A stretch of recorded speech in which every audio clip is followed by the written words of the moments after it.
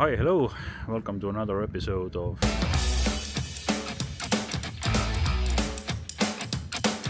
And today I came to Lääne-Virumaa, to Agrimet, and let's see what's going on here.